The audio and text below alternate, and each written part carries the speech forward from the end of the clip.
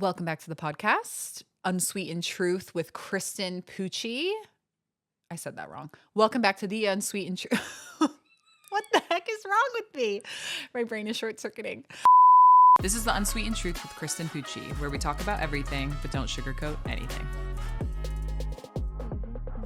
Welcome back to the Unsweetened Truth Podcast with Kristen Pucci. On today's episode, we're going to call this the State of the Union. We're going to call this, what am I currently thinking about? We're going to call this daydreaming. We're going to call this, if I was left to my own devices and could talk about whatever I wanted to talk about and let my team just ask me questions, that's today's podcast. So stick with us, hang around, and hopefully it's a good one. Carol's on the mic. I'm on the mic today. Okay. What's one small, oddly specific thing that makes you feel like you when you're not feeling like you? A castor oil pack. No, seriously, castor oil pack. So I feel like, and if anybody doesn't know what a castor oil pack is, it's literally castor oil it's in a jar, and you have like a pack. I could go grab it, but I don't want to. It's like a little flannel thing, and it has like a waterproof thing on the side with ties, and you pour like at least a tablespoon, 2 tablespoons of castor oil, and you rub it like on your stomach and your liver area, and you sleep in it. If you've never done one before, don't go sleeping in it the first time because you will be sick. But I've been doing it for a very long time. It helps detox the liver, helps detox the stomach. There's something about sleeping. I'm telling you, like my favorite way to sleep when I am just need a good sleep. I have my retainer in, I have my castor oil pack on, and I do my magnesium spray all over my body, and I do little eye stuff, and I am out. So I would say a castor oil pack. What's something you used to believe about success that you no longer believe? You'll feel just like really cool all the time. You'll feel really happy all the time. You'll feel really good all the time. You'll feel like you made it all the time. You'll feel like you arrived. Like, I remember praying for where I am now, and I just had completely different expectations of where it was. Not that I'm not thankful for where I am now, but what it took to get here. Oh my gosh, you don't think about it when you're younger and you're like, I remember being younger and being like, I'm going to be a millionaire. I'm going to be a business owner. I want to be in a history book. All great things to think, but what it takes to actually become that, there's a reason why there's not many people that are doing it and don't make it. And what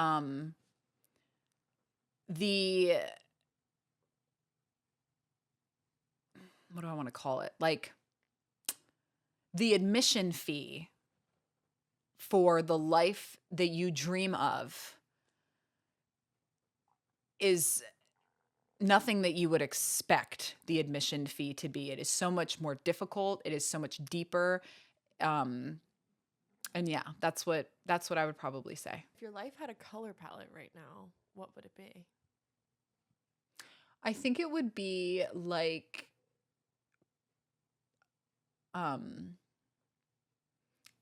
Dirty Dancing. This is very specific. What Baby wears in Dirty Dancing.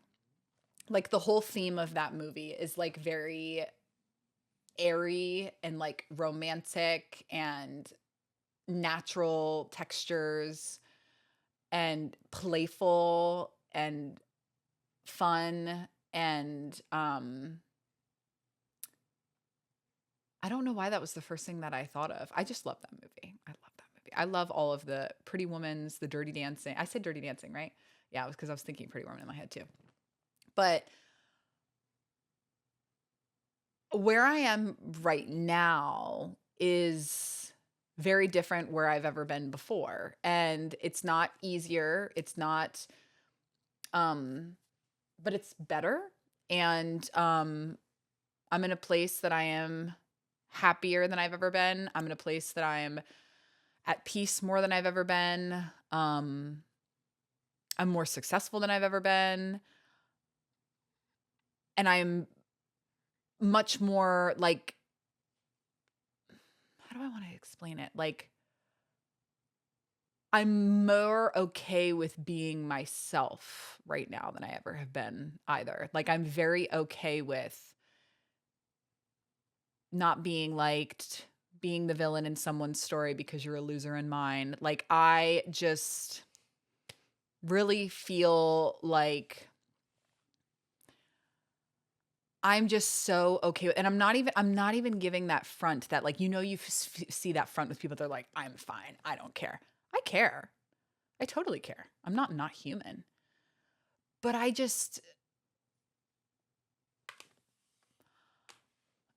just in such a place of peace, and it took a lot to get here, but there's something about that movie. Like, she has like such, like, baby just has and you see her transition to that. She like has like certain types of outfits in the beginning and then certain types of outfits later, but like she's just dancing and she's having fun and she's free and she's just, yeah, I would say that's where I am. And don't look too deep into it because I know there's a lot of, scenes in that movie and things like that. But that's where I would say that I am.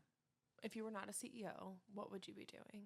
In like a perfect world. No, Not. no, I can tell you the exact thing I would be doing. I would have an animal sanctuary. Okay? I would have multiple acres of land. I would have I saw it on TikTok. I saw it on TikTok. I saw my dream life this woman was living in. All the animals have issues. Every single one. Broken foot, one eye, problems that every single animal has a problem. But there's multiples of them and they all live together in their own little houses. And I paint the houses and they're like little doll houses or shed type things. And they all have names and they all have their little houses. And every single day I wake up in the morning, my house is filled with plants and I am just so happy. And my job for the day is to just go out to my little animals in their little respective houses and say good morning to them and open up the doors and let them run out. And then, maybe one's fighting with the other and I kind of yell at my little animals. And then I feed them and then we all just kind of hang out for the day. And then they follow me around to all the things that I need to do. Like I go and pick berries for my garden or I, do some flowers or I just lay. And like I'm just laying there with all of my animals. Like maybe it's Snow White. Like I think I would just be Snow White. And I would love to be able to like and we all see it. Like I love when you see like the reels or the whatever, when there's like an animal that's like going to be put down or there's an animal that's like an old dog or whatever that's been in a shelter for however long. I just want to be able to go pick it up. Like I just want to be able to go pick it up and I want to be able to have a place for it. And I just would enjoy that and would love that so much. I don't want to run a shelter. Like there's a reason why I didn't say shelter. I said sanctuary. Like even if it was just animals that were all old, they don't have a long lifespan. And like I could just give them a very happy last couple of days, months, years, and just have this little village of all these animals. I've loved animals ever since I was a little girl. And I wanted to be a vet and I wanted to be all of those things. And I think if I could just spend time around animals constantly and nature and have all my little like, and in my kitchen I could have all these little plants. I'd have a little herb garden and I'd have like all my teas and my little tinctures and I would just do crafts all day. That would be my job and my life. And I probably could do that and live off of being on Instagram and social media. So that's what I would do. What's one rule in business that you love breaking? Oh, I'll answer it with a story. When I worked in corporate, we could only wear black, gray, blue, white, and brown or something like that. Like that was it. We couldn't wear patterns. We couldn't wear anything like that. And I remember like they gave us like a little bit of leeway one day and I just showed up with like cheetah pants. And I remember getting like a little bit of like, oh my gosh, I can't believe she's wearing cheetah pants. But then I like came in like tropical pants and then I came in bright red pants and then I came in, you know what I mean? But it didn't make me any less good at doing my job. And so I think like and it's much more relaxed now than it used to be, but I think just this rule that you have to be like buttoned up and very proper and you have to really watch all of your words, political savviness, like you have to be politically correct. You have to do all those things. I love breaking that rule. I love that being myself and being a little quirky and being a little weird and showing up to a meeting with like a big client in a trucker hat is me. And that's what you're going to get. And I don't suffocate myself. I don't keep myself in a cage. And I hope through me doing that, I can like communicate to other people that they can as well. Like you can wear what you want to wear. You can do what you want to do. You can, now obviously you have to be expected that some people you won't be people's preference because of that, right? They might not like you because of that. But I think you also find your people. So I love to break that rule that you have to be like everybody else and you have to do it the way that it's always been done. You don't. Yeah, you don't. And what's the other one? My personal? Yeah, personal. In life. What normal is? That normal isn't real. Um, for a long time in my life that I just thought that I was like, is this normal? Is this normal? I found myself always asking that question to my friends or to my not my parents actually, to my friends, to my therapist and be like, is this normal? Is what I'm feeling normal? Is what I'm doing? That there's this idea and construct of normal. There is no normal. Okay. There's what's accepted and then there's what's not accepted. There's what's talked about and then there's what's not talked about. And there is no normal. So who cares if you're normal? I think those are probably similar, my personal and my professional, but who cares if you're not normal?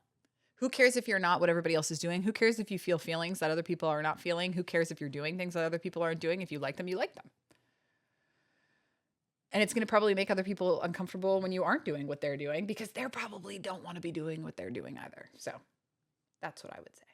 Is there a version of yourself that still only lives in your head that you have not like brought out to the world yet? Yes. I am very quirky and very weird. Like, I am the person that wears the really weird outfit. I am the person that says the really weird things. I'm the person that just is like, when I am my true, authentic self in the most safest of environments, I am so weird. I'm so quirky. I have like these voices. I have like dances that I'll do. Like, I say the most off the cuff things, but they're not like bad. Sometimes they are, but they're just like, so I think it's related to, because like last year, Carolyn had asked me, or she just made some statement that it was just like I was wearing my hair more like this. And then I didn't, and then I did again. And I think it's very similar to what I do with my hair. That like, I know that I'm very known for my hair and I love my hair and I'm very thick hair. And this is hard to like manage from one day to the next. And people are like, why don't you wear it like that more often? The curly girls will unite. It's hard to have curly hair look good one day and then the next day, and whatever after that. So it's just easier to do, straighten it, curl it, and then you can have it that way for 4 days. But this hair, with my hair like this, is who I also feel like I am very similar as. The deepest, truest part of me is very childlike. It's very goofy. It's very witty. It's very assertive. It's very aggressive. It's very funny. It is very free. Like I am the definition of like a wild child, even as an adult. It doesn't mean that I'm not classy or I'm, vulgar or whatever. It's not that side of wild child, but it's just, I have always been such a free spirited person. And I think when I am able to fully show that person to everyone, I think is when I will be my most successful self.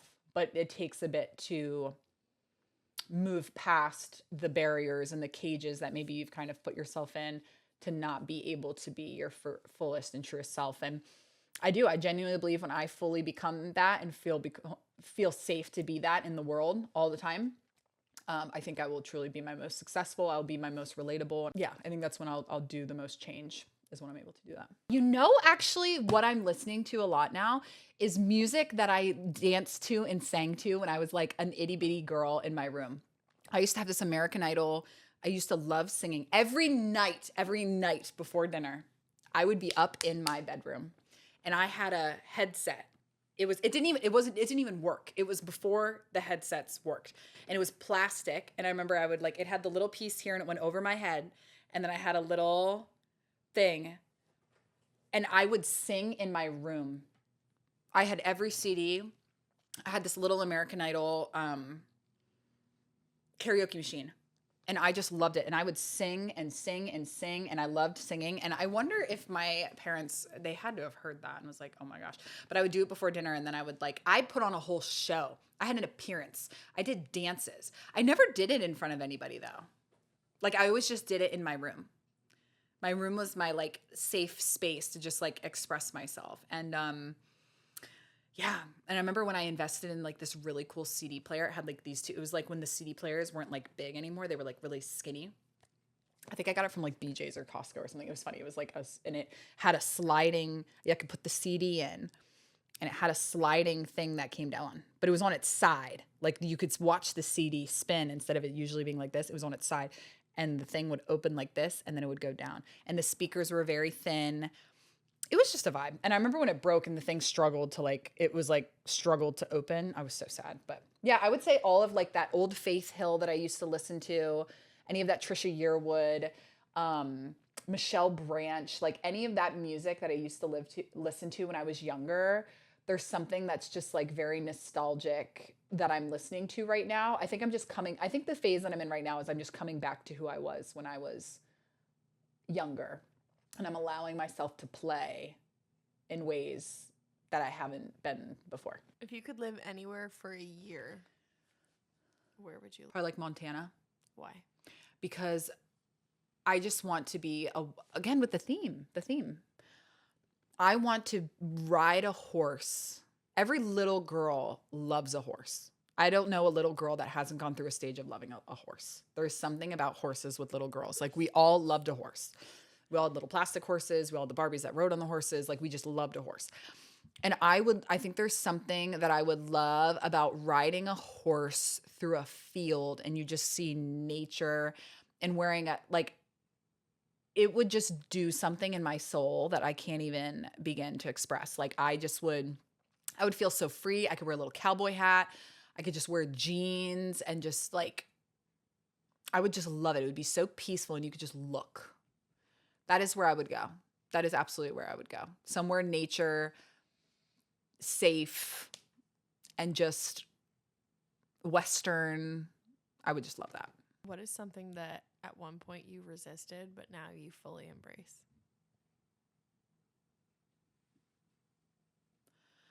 My first thought was not saving people.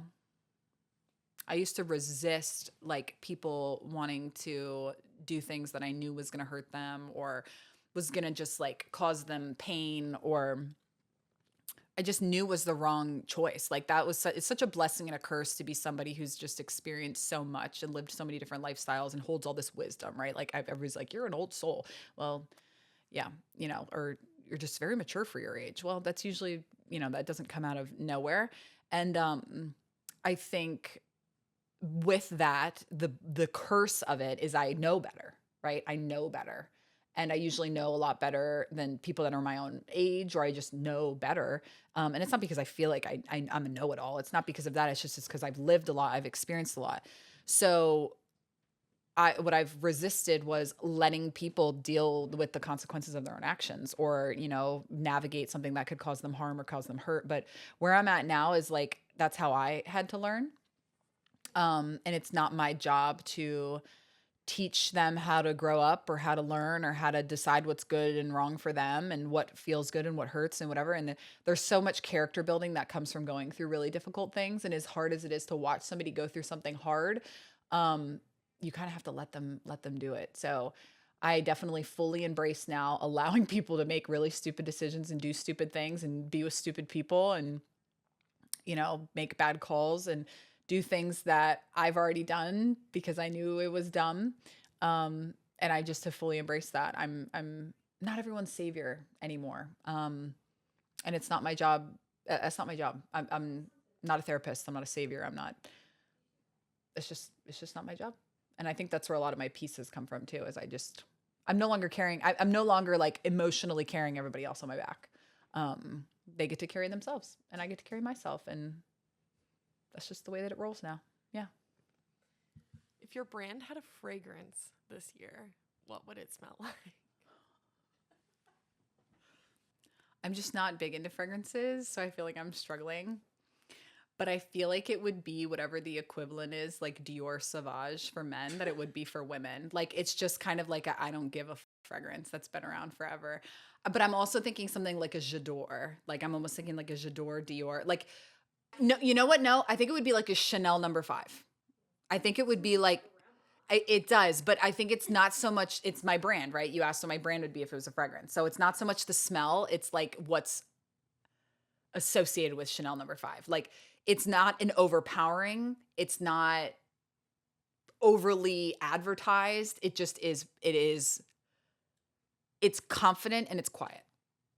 And like people smell that and they recognize it and then you just know something about that person when they're wearing Chanel number 5. That's how I would feel about it.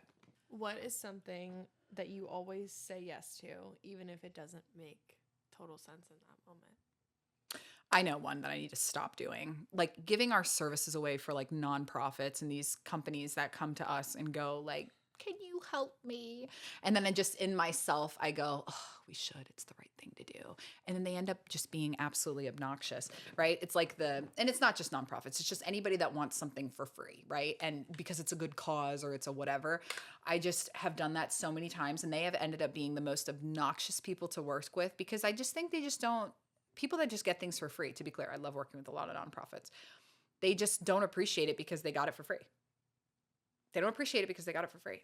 And they don't appreciate us because our time's free. And I need to just not do that. So now what I'm doing is I'm like giving them things to make them money somewhere else, but like I'm not working for people for free anymore. No more. None of that. What is one piece of advice that you always used to give that you don't ever give out now? I used to give really bad relationship advice. I remember it's so funny. I remember having this conversation with one of my girlfriends. I don't remember if it was I think it was in college. And it was like, all right, and we used to do the same thing to each other, but she was like, all right, when I tell you what's like going on wrong in my relationship, like I don't want you to like what we would do is we would say something that was going wrong in the relationship or just a struggle or a challenge we were dealing with and we would hype each other up to like break up with the guy. And we would be like, oh, screw him. That's horrible. What a, horrible thing to do. And I realize now how like toxic that was, right? Like we never helped each other problem solve. We never helped each other. We never, but I think, it was to my own understanding that I'd never really even witnessed my parents fighting. Like I never witnessed people reconciling. How about that? I saw people fight. I just never saw them reconcile. So I didn't even know how to reconcile. I didn't even know how to fix problems. I didn't even know, like, people just be mad at each other and then they would just avoid it. And what is the question? One piece of advice you used to give that you don't ever give out now. Oh, just like advice, like when someone's going through something challenging to like run away from it, get rid of it, drop it, get away from it. Like that used to be advice that I would give people is like, oh, a guy causes problems. Oh, he's horrible. Just get rid of him. Or, my job's bad. Just freaking quit. Like I was so quick to, I don't want to say give up because I'm not one to like give up easily, but it was just like run away from it, run away from it. And like I've seen how that has caused me, issues in my life. And even now in my 30s, like you have to walk right through the stuff that's like painful and hurtful and difficult and challenges. And like real relationships have struggles and real relationships have two humans together that are doing life for the first time together, managing people, managing stuff, like we have to go through the hard stuff. We can't just always go, I ain't touching that. I'm not dealing with it. But again, not from a place of giving up because I've never been one to give up easily, but that a thought would be to run away. So I want to give people advice to go, this is hard, but you need to do it hard. You're scared. You need to do it scared. This is difficult, but you need to do it even though it's difficult. So I think I advise people much more now to walk through it instead of run away from it. What habits always bring you back to alignment, like feeling very aligned in your life? I think wellness stuff, like I noticed even prior to just even this week, like I take my supplements every couple of days. I was doing my castor oil pack once a month. Like I would think a lot of it's that wellness stuff. I value wellness a lot. I spend, honestly, my biggest expense outside of bills and whatever is on my health. And so when that's off, I am just off. And I love like I take my supplements in the morning, take my supplements at night. I do my castor oil pack. I do a hair mask. It's all of those self-care things. They're so important to me.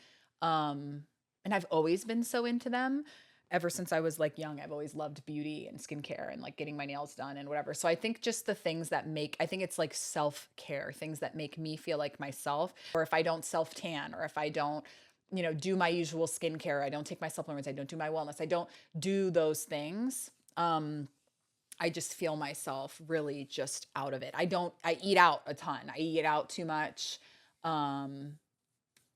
Yeah, I have to do those things that just really pour back into myself when I find that I'm spending so much energy on other things and other people. Last question. Okay. What is your current main character outfit? And what do you think that says about you? It's so hard because we're in seasons. I don't like summer outfits. I don't like summer clothes. My best clothes are in the fall and the winter. I don't like the sweat. But what I want it to be, I think that's something else I've fallen off a little bit with, like trying with my outfits. I've fallen off a little bit, but where I'm totally at, and I have so many of them, is that scarf bandana type vibe that's very popular right now with like the vests. I'm going to be wearing that all the time. Like all the time. I love that. There's something so wild child free. Like I love a thrifted weird outfit that doesn't make sense with all of it together. I just think that is the vibe. And I'm really excited I've seen people wear stuff like that for a long time, but I'm just really excited to do it for myself and to like just embrace that with sundresses and t-shirts and shorts and cowboy boots and just kind of put weird eclectic things together and make it into one outfit. Well, I have no idea what we talked about for the last 41 minutes.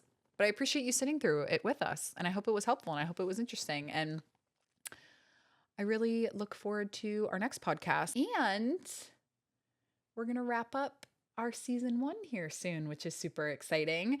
And we're going to be starting season 2 with a bang. So be on the lookout for that. But we're going to take a break for the summer. And we're excited to come back and start off season 2 with even better content that we've ever made before. So if you guys have any ideas or any other podcasts that you want us to do, please reach out, let us know.